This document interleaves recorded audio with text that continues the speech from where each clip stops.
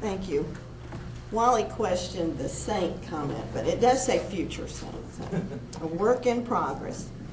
This morning, you have in your booklets both papers that I'll present. Please take those home with you. They have all the references that you can study on your own and say, is that really accurate? Find out. I wrote those out in great detail so that you could study them. Now, what I may talk about today may not be this. Because when you have two lessons in the same day, you may overlap a little. I'm going to try very hard not to step on toes of the other speakers, because all of this prophetic information is interconnected. And it's hard to, the hardest part about teaching is what to leave out. At least I think so. Because it's just, and you can't mention this because then you have to explain that. So I do have several footnotes added in these that will help. But I am so pleased to be with people who have shown an interest in prophecy. It's very important. Noah paid attention to it, and it saved his life. So we are the direct descendants of Noah. Our ancestors survived that flood. So let's learn from our ancestor and be the survivors. God has plans. That's what prophecy is. Prophecy is the plans of God told in advance.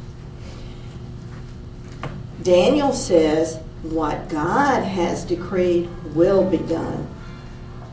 When I hear that, I hear the words from that old Ten Commandments movie, the Cecil B. DeMille movie, that says, so let it be written, so let it be done. Blah, blah, blah. I hear that all the time when it talks about God has written this. It will be done. Remember first and foremost that God's plans are good. And the best quote, or the one that I like, is the quote from Jeremiah that says, for I know the plans that I have for you, declares the Lord. Plans to prosper you and not to harm you. To give you a future and a hope. Eternal life is very good. That's the good news. Now there's some bad news. The last part of this age is not a picnic. It's, but if you're forewarned, you're forearmed. You understand what's coming. And that brings us to the days of Noah. Over and over in the Bible, the days of Noah are compared to the coming, or the second coming of Christ. What's the similarity there? Well, the days of Noah ended the first age of man. The antediluvian age wiped them all out, except a remnant. And we talked about a remnant yesterday. How many were in that remnant preserved from the flood? Noah and his household of 7. 7 is the number of completion, and 8 makes us holy unto the Lord. Our ancestor, floated us into the new age of man. The end of this present evil age, as it's referred to, will be just like it was in the days of Noah. Let me read to you what Peter has to say. Remember the words spoken beforehand by the holy prophets and the commandment of the Lord and Savior. Know this first. In the last days, mockers will come with their mocking, following after their own lust and saying, where is the promise of his coming? For ever since the fathers fell asleep, all continues just as it was from the beginning of creation. Sadly, this mockery of God's plans is being taught today. People who do not believe Christ is coming back say, well, nothing's any different. Things are just the same as they always have been. That's sad. Even sadder are people who know that Christ is coming back, but they maintain the same misinformation, that nothing's going to change. Christ could appear at any moment. Everything continues the same as it always has. Let's see what Peter said about that. He said, when they maintain this, it escapes their notice. Please don't let it escape your notice. God has plans, and they're going to be fulfilled. The untaught and unstable distort, as they do also the rest of Scriptures, to their own destruction. You, therefore, brethren, knowing this beforehand, be on your guard. Grow in grace and knowledge. If you get anything from this presentation today about the days of Noah and its comparison to the days of the coming of the Son of Man, it's the unexpectedness. Most of the world will be like they were in the days of Noah, mocking. I'm sure they ridiculed Noah, this crazy old man building a huge boat on dry land, until what? The flood came and took them all away. Well, we have trouble in our society today with too late. I can get an extension on my taxes. I can ask for, let me do it later. They're going to put on my tombstone, she should have died 2 years ago, but she just didn't go around to it. I am a procrastinator. There is, however, such a thing as too late. Now, not after the flood comes and takes us away. Now is the time to prepare. That's what our ancestor Noah did. We're told by Peter that he was a preacher of righteousness. So he went around telling people what was going to happen on the face of the earth. And they said, you're just a crazy old man building this big boat. If they had known that a flood was coming, they might have bought a ticket to ride on that boat. But they did not. They missed the boat. But what did Noah do? He heeded God's advance warning, and he prepared for it. By faith, Noah, being warned by God about things not yet seen, that's prophecy, you understand. History told in advance. In reverence, prepared an ark for the salvation of his household. He listened to what was about to take place on the earth. He wasn't so caught up in his daily activities that he lost focus on God's plans.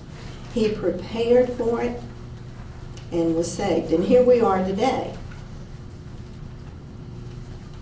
It's going to be the same at the end of this age as it was at the end of the antediluvian age. Christ compares that often. Let me read you one. I'm skipping over some. And Christ compares his second coming to a thief-like coming. And he said, if the head of the house had known at what time the thief was coming, well, he wouldn't have let him break in. But he didn't know. And we have no excuse. Paul tells us, you know better. You already know, so it won't come upon you like a thief. You have to know and prepare in advance. How do you prepare? You study. Daniel says that at that time only the wise will understand. What makes you wise? All wisdom comes from above. Pray to God. Ask for wisdom. Ask for discernment. And you'll just be amazed at the clarity you're given. This is meant to be understood. But you have to put in effort on your part. Did the people in Noah's day, other than his family, pay any attention to him? Let's see what they did. So you too, when you see these things, recognize that he is near, right at the door. For the coming of the Son of Man will be just like the days of Noah. For as in those days, before the flood, they were eating and drinking, marrying and giving in marriage until the day that Noah entered the ark. They didn't even notice when that old man got on board. They were busy with their lives. There's nothing wrong with any of these things they were doing. It's just that they were focusing on their own plans and didn't think about God's plans until it was too late. They did not understand until the flood came and took them all away. So will the coming of the Son of Man be.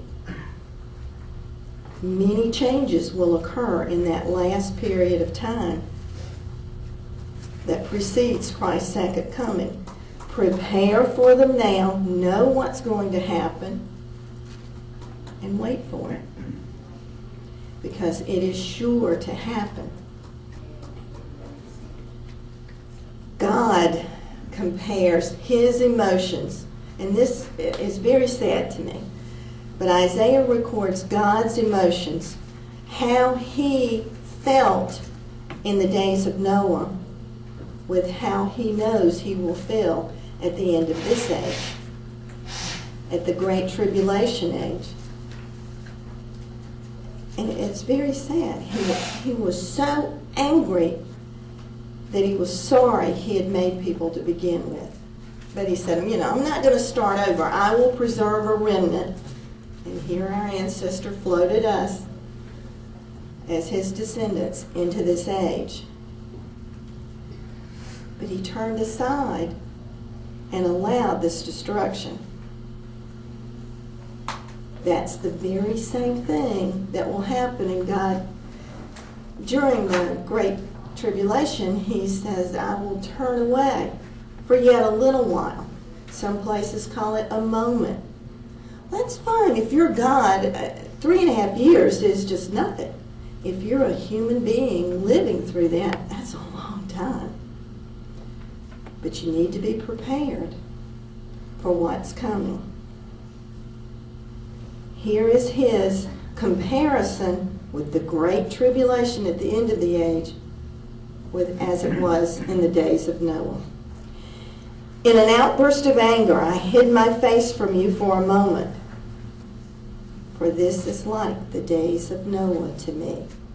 Imagine God's sadness at that loss of humanity. He's very, very sad. But he knows. I'm sad about things that are going to happen that I know I won't like. Well, God's the same way. He knows it's going to happen. And it makes him sad to remember.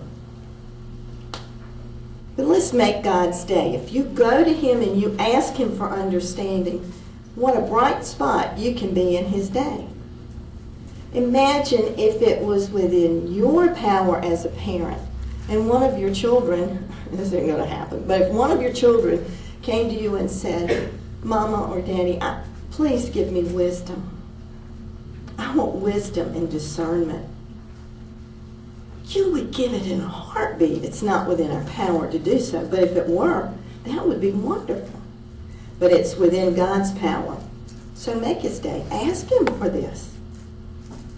And he gives it freely, abundantly, and how?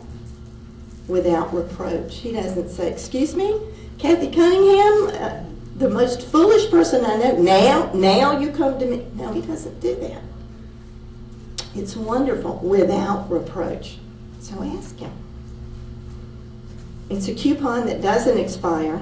You can use that coupon with God all the time. I can't begin to mention all of the things that are going to happen that are similar to the days of Noah. But I can tell you where to start your study of this material. And I feel like I may be preaching to the choir here because you're interested in prophecy already, or you wouldn't be here. But I would recommend that you first go to Mark 13, then to Luke 21, and then settle into Matthew 24. All of those are straight from Jesus' lips, telling us about his return. And where does Jesus send us from Matthew 24? To my favorite book in the Bible, to Daniel. He says, go to Daniel the prophet. I guess Daniel has more detail about those last 7 years than any other book in the Bible.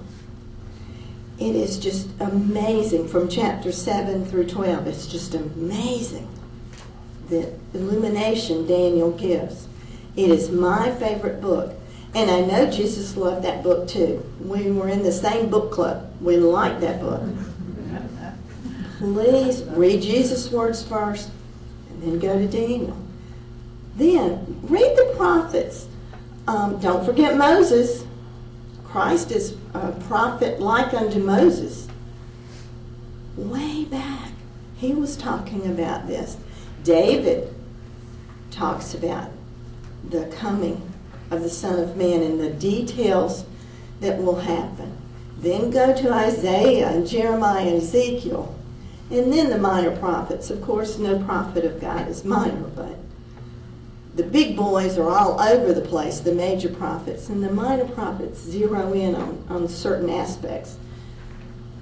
Wally talked earlier about his prophecy publication. I remember when he started it. And he said, Cathy, what do you think I ought to call it? And of course I said, well, the 70th week. And he said, he got back to me, he said, that one's taken. And I said, well then, call it dot to dot. Because to me, and I say this all the time, do you remember those puzzle books you had as a child that had just a bunch of numbered dots? And they looked like just a bunch of numbered dots, but when you connected the dots, you saw the big picture, and you said, oh, it's a lamb.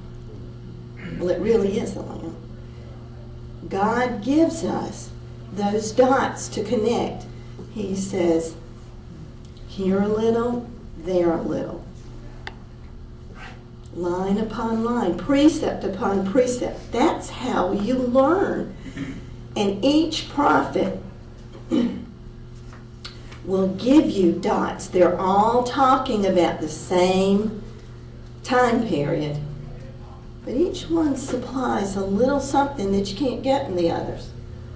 So here a little, there a little, line upon line, precept upon precept. Connect those dots, and then you see the big picture as God will have you see it.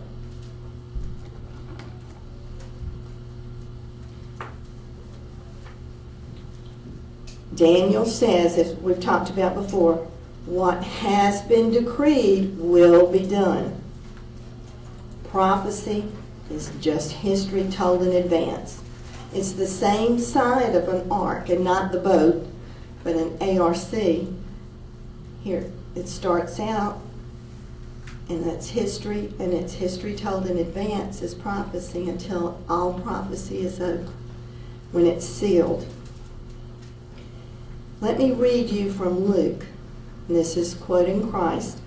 And just as it happened in the days of Noah, so will be also in the days of the Son of Man. They were eating, they were drinking, they were marrying, they were being given in marriage, until the day that Noah entered the ark, and the flood came and destroyed them all. Nothing wrong with any of those events. And if you've ever thrown a big wedding for a daughter, that's a lot of plans. But the point here is don't get so caught up in your everyday plans that you lose your focus on what God's plans are. And I have a word of encouragement from Paul in 2 Thessalonians. For you yourselves know, and I feel like he could be talking to you. For you yourselves know full well that the day of the Lord will come just like a thief in the night. There's an unexpectedness for most people. Who's going to understand it? Only the wise. But you, brethren, are not in darkness, that day would overtake you like a thief. So let us not sleep as others do, but be alert. So you have shown your interest in prophecy by attending a prophetic seminar. That's great. Please grow and continue to study. It will take us as deep as we can possibly go, and then it's still deeper. It's like those signs, hire a teenager while they know everything. They don't know they don't know. Well, you don't know that you don't know something till you know it. And the more you know, the more you realize there is to know. And then the more you want to know, the more you can learn. And then it just keeps going. And it will take you to depths you never thought of. So please, I encourage all of you to study, to show yourselves approved unto God, a workman not needing to be ashamed, accurately handling the Word of God. If you take anything from this particular lesson on as it was in the days of Noah, change is coming. And you know, most people, we don't like change. But it's going to happen. God has already told us. Christ said, I've told you everything in advance.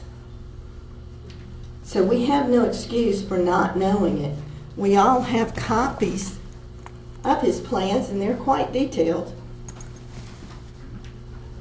And these are my favorite pages in the Bible. Can you tell? In Daniel. They've just been read a little too much. But I can't. I have to keep this one because this is where all my notes are. Know what's coming. Change is coming. Understand. They did not understand what was about to take place on the face of the earth. Do you understand what's about to take place on the face of the earth? It's quite detailed. The end result's great. The light at the end of that tunnel is Christ. But that tunnel's pretty dark. So know and understand. It saved Noah's life. It proved to be his salvation. Let it be yours. I'd like to ask for questions or comments, anything anybody wants to say. I want you to understand change is coming. Things do not continue just as they always have. That is a mockery of God's plans. Events, and we'll discuss that later this afternoon in my next lesson, the gloom and doom lesson, that will tell these changes. Know what to expect so that it's not unexpected for you. And realize we need to focus on God's plans. There's nothing wrong with our own plans. Just don't let them interfere with God's plans. Know and understand what's coming. Does anybody have any questions? Or Cathy? Yes. This isn't a question, but it's a comment that's been running around the internet that's kind of funny. Being a Northerner, having moved to the South. Now, wait a minute.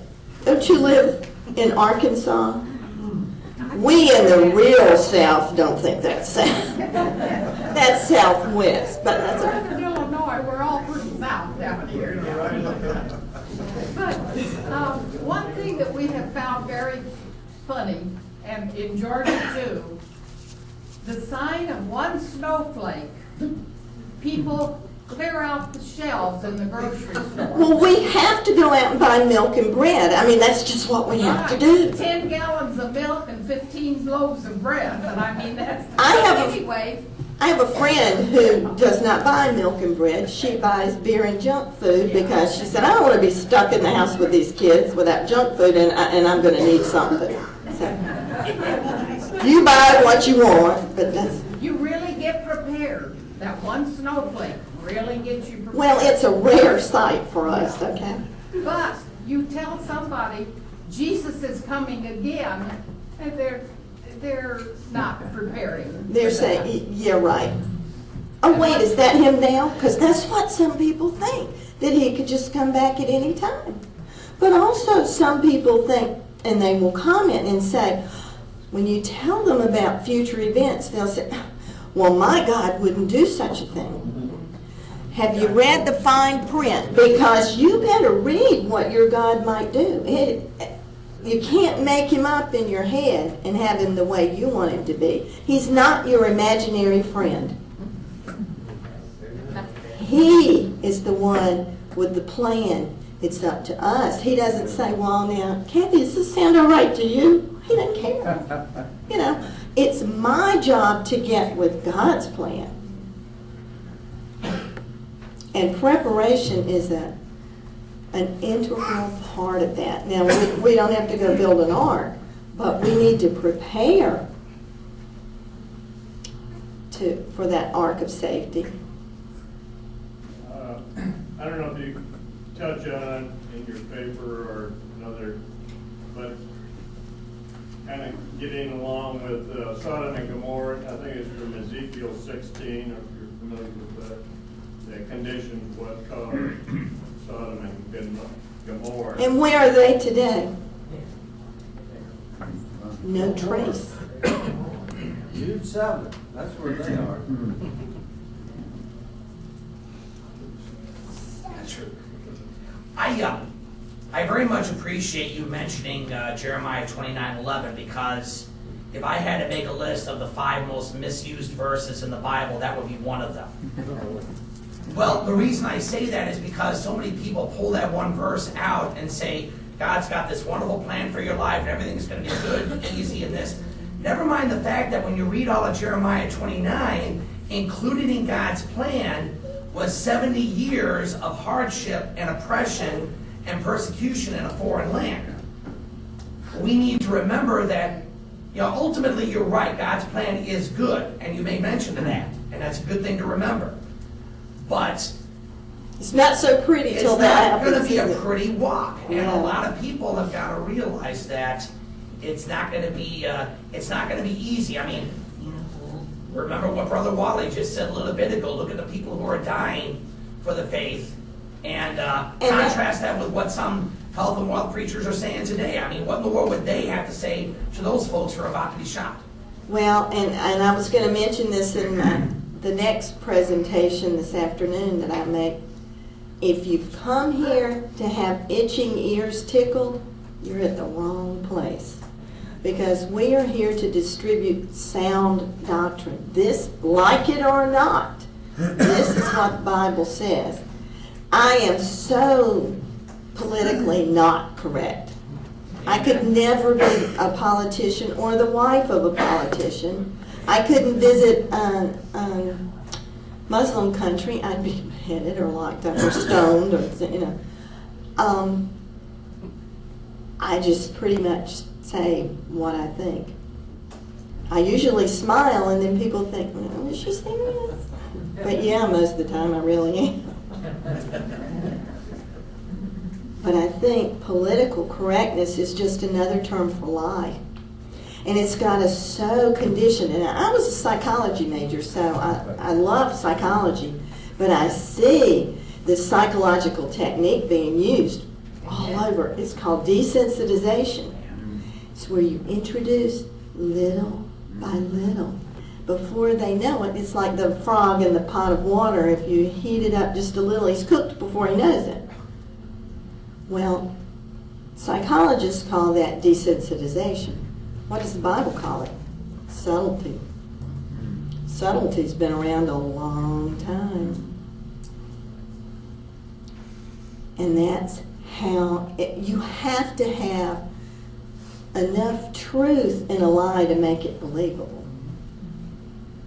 And most people, we can recognize blatant lies. It's like the 1-year-old, when your child is covered in chocolate icing and you say, did you eat that cake? No. You can recognize that.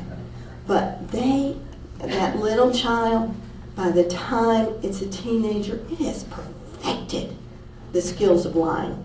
It's like Judge Judy says, how can you tell if a teenager's lying? His lips are moving. They have perfected that skill. They ain't just teenagers either. Well, but they are really good at it. I understand what you're saying. And they've worked on it all those years. Are there any other? Yeah, I've got a question for you. Just give Yes, us. buzzard. Yeah. You old buzzard. That's the vultures in Matthew 24. Anyway, so the question is an easy one. When are they going to build that temple in Israel? Well, they will build a temple. When? And some people, that's in my next line. Tune in this afternoon. Stay tuned, and that is in God's plan. I have had people tell me, there is no, and they pound. I had pound on the table and say, Cathy, that's ridiculous. That veil was rent in two from top to bottom. There is no barrier between us and God now. I'm not going to build the temple. Who's going to build that temple? The Jews, who do not realize that Jesus is their Messiah. I have a high priest making, thankfully, intercession for me 24/7. That's why God cannot raise his right hand, because Jesus is sitting on it. He is there talking to God, saying, and very Southern. God is Southern. I don't know if you realize that. We know that in the South. Of course, she's perfect. Now, he is Southern because he says, I am ever mindful that you are but dust. That's what we say, bless his little heart. He just can't help it. And that's the same thing. We just can't help it. We are but dust. So God does cut us some slack because he knows us. And we're trying, and we get a lot of credit for sincerity. We can be sincerely wrong, but if we're really trying, God says, I am ever mindful that you are but dust. Bless your little heart. But this temple, the Jews will build that temple. And it's Daniel gives us precise dates for that, but we don't have time for that. It will be built, and then, as you'll find out this afternoon, the abomination of desolation happens in that temple. And that's when all things change, but we'll talk about that later. Is that okay with you, Sir Anthony? Well, no, I just want to use the date when it's going to be built right now.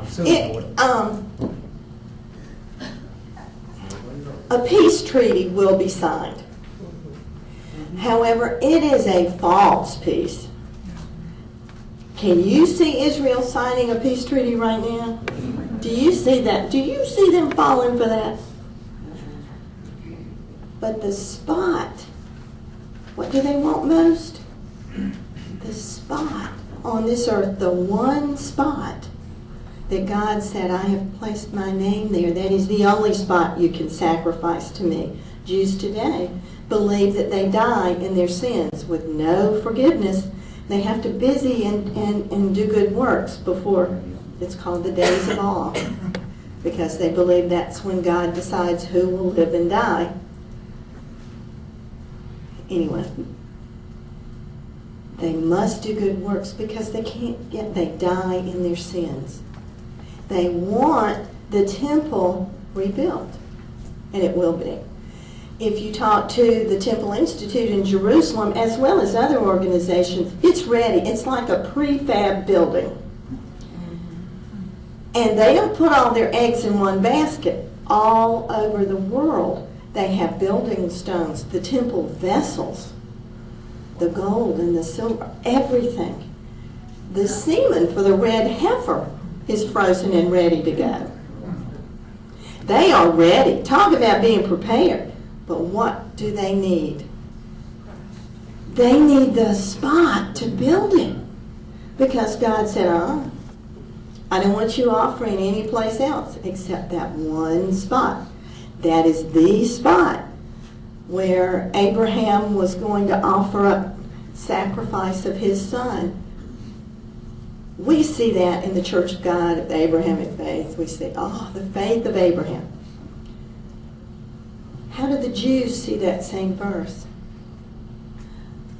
There's a ram caught in the thicket by what?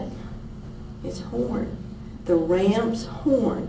That trumpet. There are lots of different kinds of trumpets, but the shofar, the ram's horn, is their horn of salvation. They see that without Isaac there would be no Jew.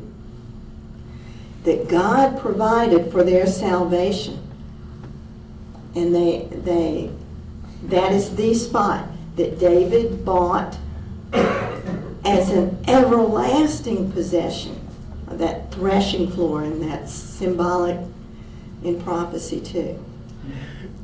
That is the one spot on this earth that they can have a temple. It is the spot where Solomon built his temple.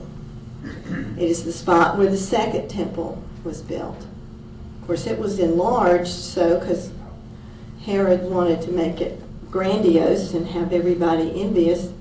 Now we don't know the exact location of the altar there. We don't know where the Holy of Holies was. Where was that spot exactly? Jews are not allowed on the Temple Mount. They have to go to that, and Wally showed a picture of it last night. The retaining wall, where Herod extended the mountain, and those big blocks were the retaining wall. That's all they can do, and you see the Jews with their little prayers and stuff them into the crevices of those blocks. That's not the building blocks of the temple. That's the retaining wall. What did Christ say? You see this beautiful temple, not one stone will be left. Not one stone of it is left. The retaining wall is there, and that's as far as they can go. But they crave, they yearn for that temple to be built, and it will be. How's that? Is that good? Any other questions? We've got a couple of minutes. Well, thank you. Stay tuned for we have another presentation later, and now there's a break. Is that correct?